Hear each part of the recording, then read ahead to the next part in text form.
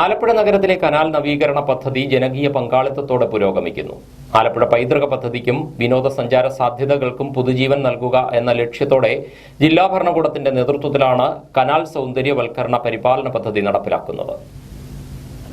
ജില്ലാ collector Alex വർഗീസിന്റെ നേതൃത്വത്തിൽ ആരംഭിച്ച ക്ലീൻ ആലപ്പുഴ പദ്ധതിയും എംഎൽഎമാരായ പി ചിത്തരഞ്ജൻ, എച്ച് സലാം എന്നിവരുടെ നേതൃത്വത്തിൽ ആരംഭിച്ച കനാൽ തീരങ്ങൾ വൃത്തിയാക്കി നവീകരിച്ച് പരിപാലിക്കുന്ന മുസിരിസ് പദ്ധതിയും ചേർന്നാണ് നഗരത്തിലെ കനാൽ തീരങ്ങൾ സൗന്ദര്യവൽക്കരിക്കുന്നത്.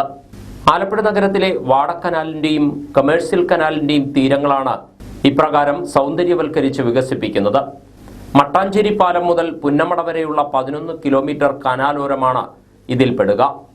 പങ്കാളിത്ത വിനോദസഞ്ചാര മാതൃകയിലാണ് പദ്ധതി നടപ്പാക്കുന്നത്.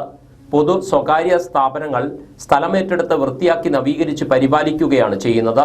കനാൽ പരിസരത്തെ മാലിന്യം നീക്കം ചെയ്ത് കനാലോരങ്ങൾ നവീകരിച്ച് പരിപാലിക്കുന്നതിനായി മുസിരിസ് സ്ഥാപനങ്ങളുമായി 5 വർഷ കരാറാണ് വെച്ചിരിക്കുന്നത്.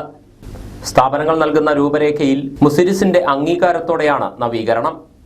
മാലിന്യം നീക്കം ചെയ്യുന്നതും പാഴ്മരങ്ങൾ മുറിച്ചു മാറ്റുന്നതും ഉൾപ്പെടെയുള്ള പ്രവർത്തികൾക്ക് ആലപ്പുഴ നഗരസഭയും മുൻകൈയെടുക്കുന്നു.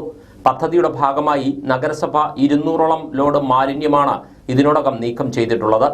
കണ്ണൻവർക്കി പാലത്തിന് സമീപം കയർ കോർപ്പറേഷൻ ഓഫീസിന് മുന്നിലായി നഗരസഭ ഏറ്റെടുത്ത് സൗന്ദര്യവൽക്കരിക്കുന്ന ഭാഗം, കയർഫെഡ് ഓഫീസിന് മുന്നിലായി കയർ കോർപ്പറേഷൻ ഏറ്റെടുത്ത് നവീകരിക്കുന്ന ഭാഗം എന്നിവ 80% പണി പൂർത്തിയായിട്ടുണ്ട്.